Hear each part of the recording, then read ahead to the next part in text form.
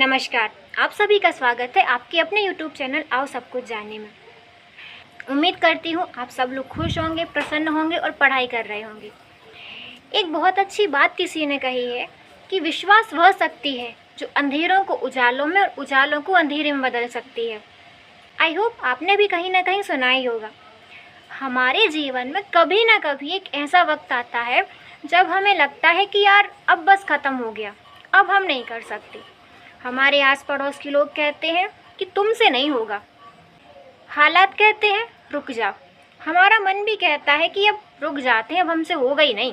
लेकिन आप लोग जानते हैं जो सबसे मजबूत जंजीर होती जो हमें बांध के रखती है वो हमारे मन की होती है, ना कि बाहर की।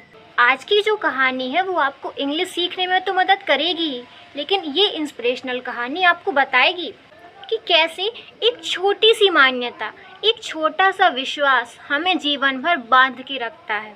और उससे भी ज़रूरी बात ये कि उससे बाहर कैसे निकला जाए।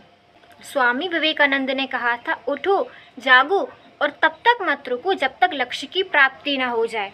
तो चलिए इसी विश्वास के साथ इस कहानी की ओर, जो आपको सिखाएगी कि यदि मान लिया तो हार है और मान लिया तो जीत। मन के हारे हार है, मन के जीते जीत। कहानी द एलिफेंट रोप। अच्छे कमेंट्स, पर यार आप लोग सब्सक्राइब करना भूल जाते हो। कोई नहीं, हम याद दिलाते रहेंगे। So subscribe and press the bell icon. The elephant rope. Belief का मतलब होता है विश्वास, जो अपने अंदर अपने मन में बैठ जाता है उसे हम बिलीफ कहते हैं। द एलिफेंट रोप, इसका मतलब है हाथी की रस्सी। यहाँ पर द आर्टिकल है। मैं आपको कई बार बता चुकी हूँ कि आर्टिकल दो प्रकार के होते हैं, एक डेफिनेट आर्टिकल, दूसरा इनडेफिनेट आर्टिकल। डेफिनेट आर्टिकल के अंदर हम दा को पढ़ते हैं और इनडेफिनेट आर्टिकल के अंदर हम ए और एन को पढ़ते हैं, ठीक है। तो जो दा है वो क्या है, एक डेफिनेट आर्टिकल है। द एलिफेंट रोप, रोप यहाँ पर नाउन है। अब आप बोलेंगे कि यदि रोप नाउन है तो फिर एलिफेंट क्या है, क्योंकि हमने तो शुरू से यही पढ़ा है कि एलिफेंट एक नाउन है। तो देखो ये इंग्लिश है भाई, इंग्लिश में ऐसा होता है कि सेंटेंस के हिसाब से उसका पार्ट ऑफ स्पीच निकलता है। यदि रोप यहाँ पर मुख्य नाउन है, मेन नाउन है, तो जो एलिफेंट है वो एडजेक्टिव होगा, क्योंकि नाउन के पहले हमेशा एडजेक्टिव आता है और एडजेक्टिव के पहले आर्टिकल आता है। यदि एडजेक्टिव मिसिंग हो तो हम नाउन के पहले आर्टिकल लगा देते हैं, ठीक है। इतनी बात समझ में आ गई, कहानी आगे शुरू की जाए। आपको ये टाइटल तो समझ में आ गया ना, क्योंकि किसी भी कहानी को, किसी भी चैप्टर को या किसी भी चीज़ को पढ़ने से पहले हमें उस पाठ के, उस लेसन की हेडिंग को समझना ज़रूरी होता है, क्योंकि वो हेडिंग ही हमें आधा सा चैप्टर समझा देती है। वो क्या कहना चाहता है, क्या इस पाठ के अंदर हम क्या पढ़ने वाले हैं, सब हमें उस टाइटल से समझ में आ जाता है। तो आई होप आपको टाइटल समझ में आ गया होगा, द एलिफेंट रोप, हाथी की रस्सी। अ जेंटलमैन, अ यहाँ पर आर्टिकल है। अब बताओ कि जो ए है या आ है, आप जो भी पढ़ते हो, वो आर्टिकल कौन सा आर्टिकल है, डेफिनेट या इनडेफिनेट, मैंने अभी बताया था। तो अ आर्टिकल है। A gentleman was walking through an elephant camp, ठीक है। तो पहले इस सेंटेंस को हम देख लेते हैं। अ जेंटलमैन, अ जेंटलमैन का मतलब होता है एक सज्जन व्यक्ति। तो एक सज्जन व्यक्ति वॉज वॉकिंग, वॉज वॉकिंग का मतलब होता है चल रहे थे। Was plus verb plus ING, तो ये हमारा जो पास्ट कंटिन्यूअस टेंस का स्ट्रक्चर होता है। एक सज्जन चल रहे थे, थ्रू अ एलिफेंट कैंप, मतलब चल रहे थे, गुजर रहे थे, थ्रू एन एलिफेंट कैंप, एक हाथियों के शिविर से गुजर रहे थे। तो एक सज्जन व्यक्ति एक हाथियों के शिविर से गुजर रहे थे। थ्रू यहाँ पर एक प्रीपोजिशन है। प्रीपोजिशन क्या होते हैं, जो दो शब्दों को जोड़ने का काम करते हैं सेंटेंस में। एन एलिफेंट कैंप, एलिफेंट यहाँ पर भी एलिफेंट एडजेक्टिव है, क्योंकि मुख्य नाउन क्या हो गया हमारा, कैंप, ठीक है। And he spotted that the elephant weren't being kept in cage और held by the use of chains. He spotted, spotted का मतलब होता है देखा, या स्पॉट का मतलब होता है देखना, ध्यान केंद्रित करना, गौर से देखना। तो उन्होंने देखा कि that, the elephant weren't, elephant नहीं थे, वर प्लस नॉट इज वरंट, ठीक है। तो वरंट जो वर नॉट का शॉर्ट फॉर्म है। बीइंग केप्ट, जो ये बीइंग केप्ट लगा है वो पैसिव वॉइस का सेंटेंस है हमारे, वरंट बीइंग केप्ट। ये पास्ट कंटिन्यूअस के पैसिव वॉइस का सेंटेंस, जिसका मतलब हम निकालते हैं कि किया जा रहा था। तो जो एलिफेंट है उनको नहीं रखा जा रहा था इन केजेस, पिंजरों में, held by the use of chains, और ना ही जंजीरों से बांधा जा रहा था। वह क्या देखता है कि जो हाथी है उनको ना तो पिंजरों में बंद किया गया था और ना ही जंजीरों से बांधा गया था। All that was holding them, all that का मतलब होता है वह सब जो, वो सभी, वॉज होल्डिंग, होल्डिंग का मतलब होता है रोक रहा था, तो वह सब उन्हें जो रोक रहा था, them back from escaping the camp, तो वह सब जो हाथियों को कैंप से भागने से रोक रहा था। एस्केपिंग का मतलब होता है भागना, जिसके सिनोनिम होते हैं फ्ली मतलब भाग जाना होता है, रन अवे मतलब भाग जाना होता है, ब्रेक आउट मतलब होता है जेल या किसी बंद जगह से भाग जाना, एब्सकॉन्ड मतलब होता है चोरी करके भाग जाना, और एक शब्द और होता है एलॉप। एलॉप का मतलब होता है जो प्रेमी जोड़े होते हैं ना जो घर से भाग जाते हैं, उनको एलॉप बोलते हैं हम लोग, ठीक है।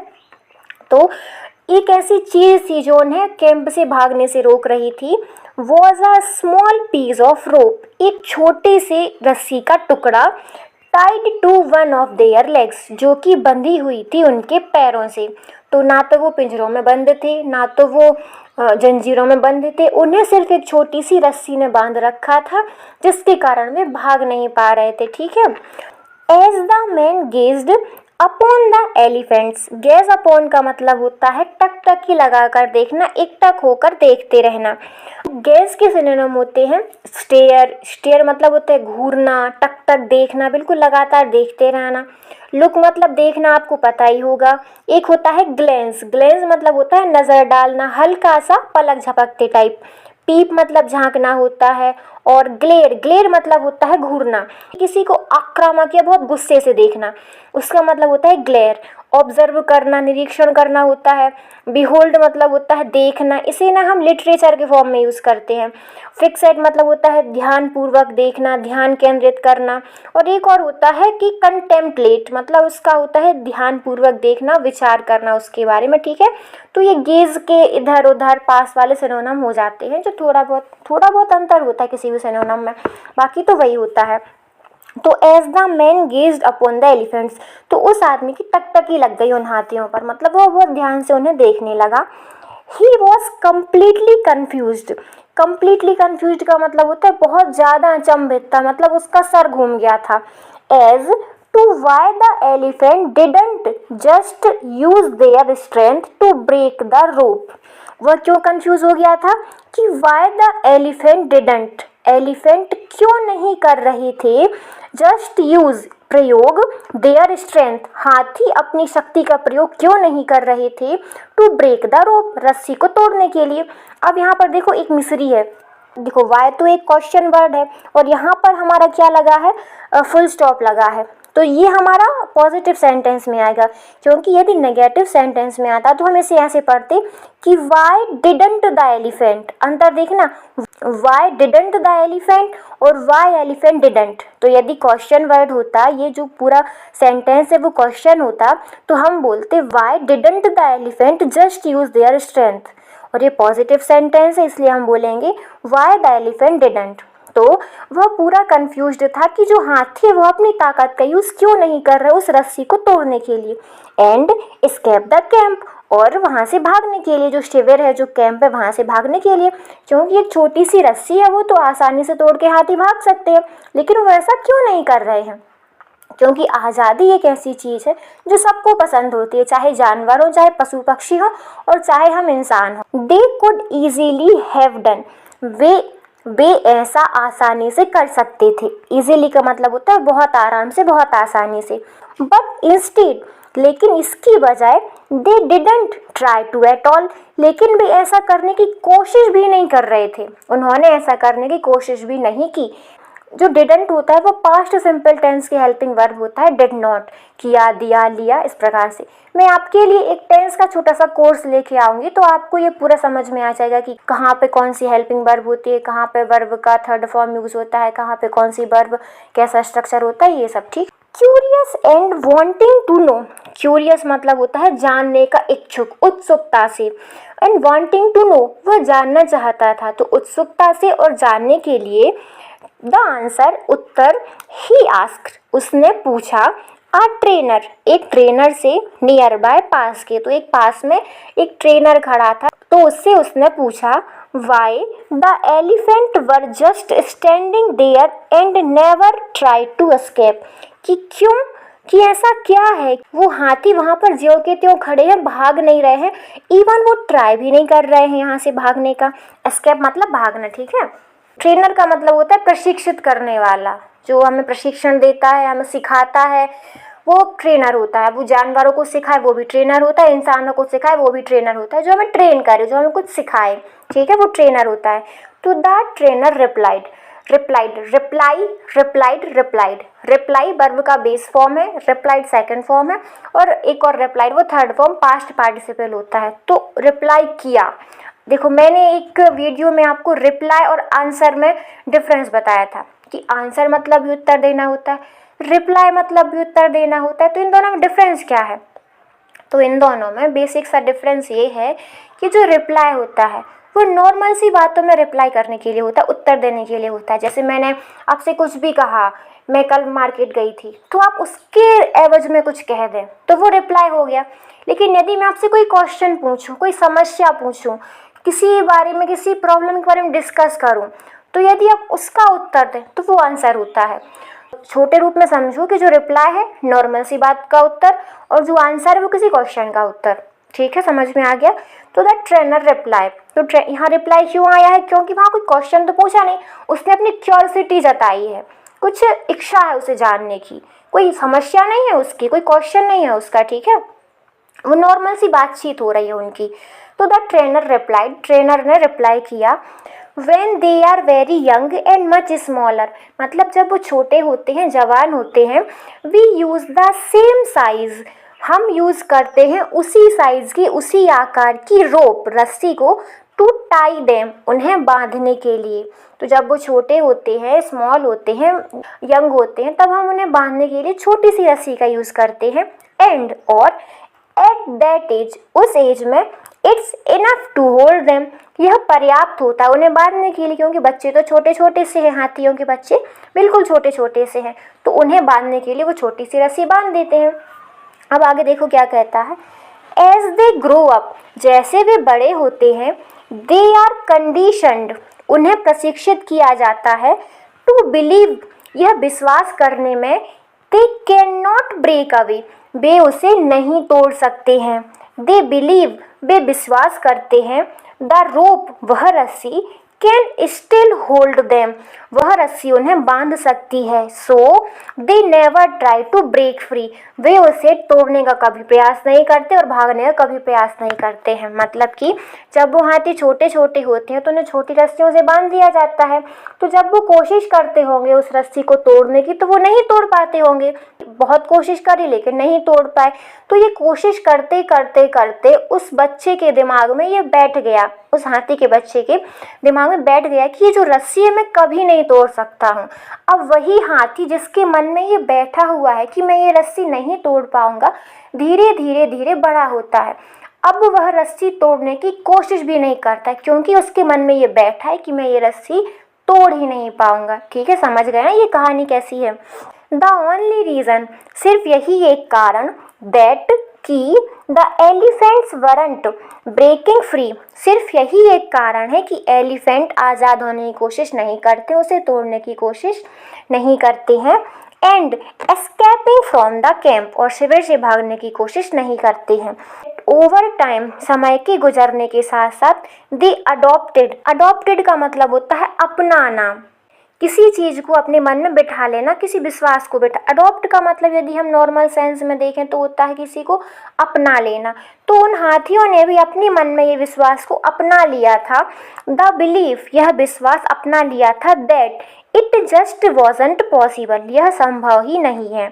तो हाथी इसीलिए आज़ाद नहीं हो रहे थे क्योंकि समय के साथ साथ उन्होंने यह विश्वास अपना लिया था, अपने मन में बिठा लिया था कि यह संभव ही नहीं है, इसीलिए वे खुद को छुड़ाकर शिविर से नहीं भाग रहे थे। ठीक है, अब इसका मोरल क्या है, कहानी हमें क्या सिखाना चाहती है? No matter how much the world tries to hold you back. No matter का मतलब होता है फर्क पड़ना। तो नो मैटर, इस बात से फर्क नहीं पड़ता है कि वर्ल्ड ट्राइज, दुनिया कोशिश करती है, टू होल्ड यू बैक, तुम्हें रोकने की। तो इससे फर्क नहीं पड़ता है कि दुनिया तुम्हें कितना भी रोकने की कोशिश करती है। Always continue with the belief, हमेशा अपना काम जारी रखो इस विश्वास के साथ दैट कि वॉट यू वॉन्ट, जो भी चीज़ तुम चाहते हो, टू अचीव, पाने की, इज़ पॉसिबल, वह संभव है। Believing you can become successful, यह विश्वास करते हुए कि तुम एक दिन सफल बन जाओगे, इज़ द मोस्ट इम्पॉर्टेंट, यह सबसे ज़्यादा ज़रूरी step, Kadam, in actually achieving it, वास्तव में किसी भी चीज़ को प्राप्त करने के लिए। इस बात से कोई फ़र्क नहीं पड़ता कि दुनिया तुम्हें रोकने की कितनी कोशिश कर रही है। हमेशा इस विश्वास के साथ आगे बढ़ो कि तुम जो भी कर रहे हो, जो भी तुम पाना चाहते हो, वह संभव है, तुम हर चीज़ को प्राप्त कर सकते हो। यदि कोई तुम्हारे पैर पीछे खींचे तो उसको मत देखो, बस अपने आगे बढ़ने का ट्राई करते रहो, क्योंकि कहते हैं ना कि मन के हारे हार है, मन के जीते जीत। तो यदि आप मन से हार गए, जैसे वो हाथी मन से हार गए थे कि ये पॉसिबल ही नहीं है, तो वो रस्सी को तोड़ने का ट्राई ही नहीं कर रहे थे। लिटिल अमाउंट में भी ट्राई करते, छोटी सी मात्रा में, कि वो टूट जाती रस्सी, लेकिन उन्होंने ट्राई ही नहीं किया। इसलिए हमेशा ट्राई करते रहो। यह विश्वास करना कि आप एक दिन सफल हो जाओगे, सफलता की पहली कुंजी है। ठीक है, क्योंकि आधा रास्ता तो तभी तय हो गया जब आपने कहा कि मैं ये कर लूँगा, अब बाकी बचा आधा, वो तो हो ही जाएगा। ठीक है, उम्मीद करती हूँ आपको मेरी ये कहानी पसंद आई होगी, मोटिवेटेड लगी होगी, आपको अपनी लाइफ में कुछ सीखने का मौका मिला होगा। तो इसी प्रकार कहानी सुनते रहिए, मोटिवेट रहिए, अपने अंदर अपनी लाइफ को ऐसा बनाइए कि लोग तुमसे प्रेरणा प्राप्त करें। यदि आपको वीडियो पसंद आया तो वीडियो को लाइक, शेयर, सब्सक्राइब जरूर करें। मिलते हैं ऐसे ही मोटिवेटेड इंस्पिरेशनल कहानी के साथ आगे भी। ठीक है, तब तक के लिए कहानी देखते रहिए। आपने बहुत ध्यान से सुना, उसके लिए धन्यवाद। Thanks for watching. Thank you.